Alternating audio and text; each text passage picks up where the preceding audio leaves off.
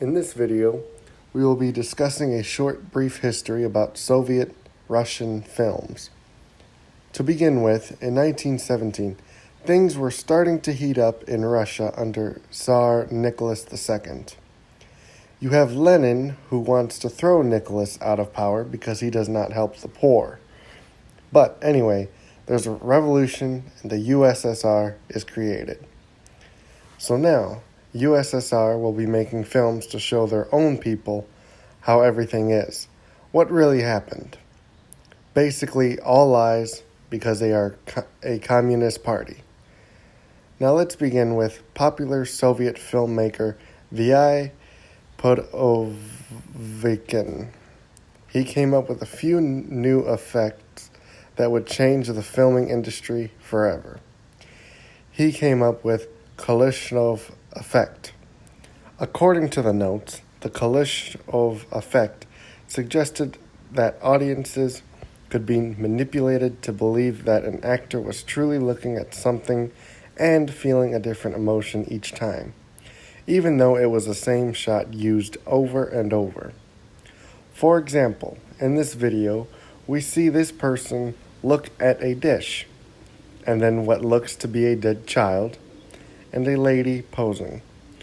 We only see the person's reaction, which is the same.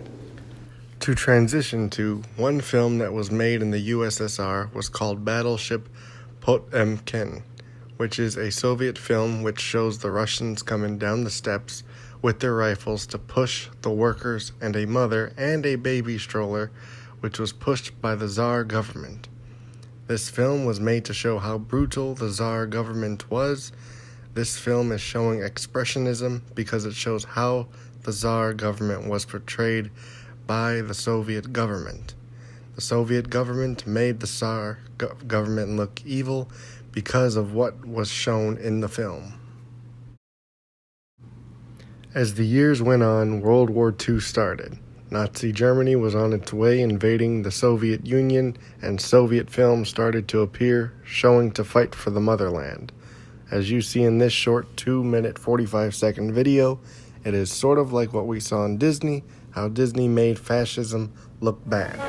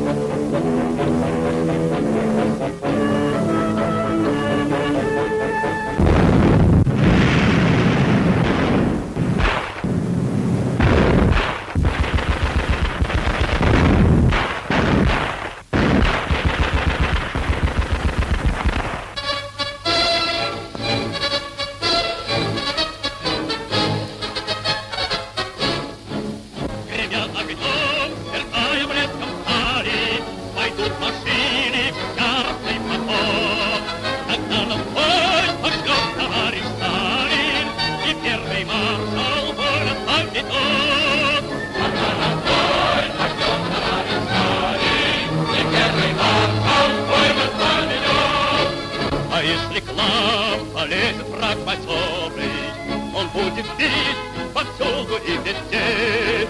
Тогда начнут водители, старцоры, и по лицам отцов нападет.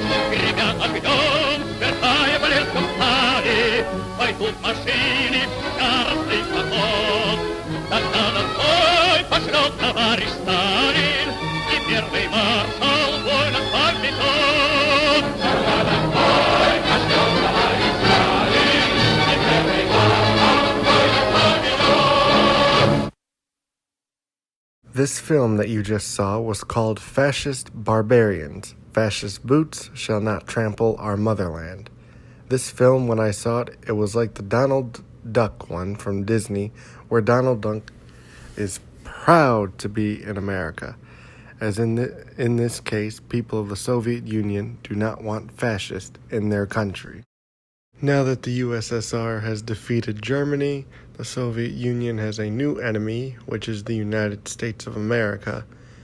In Soviet film and American film, America always depicting the USSR as evil. But in the Soviet cinema, how did they depict the West? In this Soviet film, Farewell America, directed by Alexander Dovzhenko, is about a young woman, a diplomat, who travels to Moscow to see the staff is performing in espionage. And when she returns to America, she sees America has record unemployment and communism hysteria. But when she returns to Moscow, she is greeted with parades and cheerful crowds. This film was later terminated by Stalin because, according to Chicago Reader, Stalin said it was obscure. With that being said, in class we watched a film called Midnight Cowboy. It was filmed a couple years after Farewell America. Midnight Cowboy, we see a change in culture, such as a lot of drug use, sex, unemployment. It's almost as if Midnight Cowboy should be called Farewell America, because it has all these issues. The Soviet cinema did have silent comedies, such as The Extraordinary Adventures of Mr. West in the Land of the Bolsheviks. According to IMDb, it's about a U.S. tourist view of the Soviet Union changes when he visits Moscow. I haven't seen this film. From what it's about, it seems like a funny film to watch, just like what we saw in class with Charlie Chaplin and his roles in silent comedies. Now let's discuss Russian films. After the collapse of the Soviet Union, film industry is different. There's a film called Generation P, directed by Victor Ginsburg, who was born in former Soviet Union. The film Generation P is about post-communist Russia. A poet lands a job in advertising. Then, about 3 years later, the Russian film industry makes films about World War II battles that they were involved in, such as the Battle of Stalingrad, which the movie is called Stalingrad. Then, there's a movie called Battle of Sevastopol, which tells the story of a female sniper who killed 309 Nazi soldiers during the war. So what's the future for Russian cinema? According to RussianCouncil.ru stated, with the demands of many talented people, the whole school of cinematography has disappeared. This school has to be replaced by new people, and as before, an entire industry has to be developed. This means that it's time to deal with problems related to creativity, financing, and production of films. Nevertheless, unfortunately, nowadays we are witnessing a descent to a level where the TV airtime is evaluated in dollars. Our cinema has great potential and can give necessary hope to our people. I hope to see future Russian films because they are interesting to watch. Any foreign films are good to watch because you learn from their filming styles. At the same time, you're seeing the camera shots, but you're also watching why did they make this film? Does it have to do with what's going on in their country? I hope you enjoyed this short documentary on Soviet Russian films because they have come a long way in filmmaking.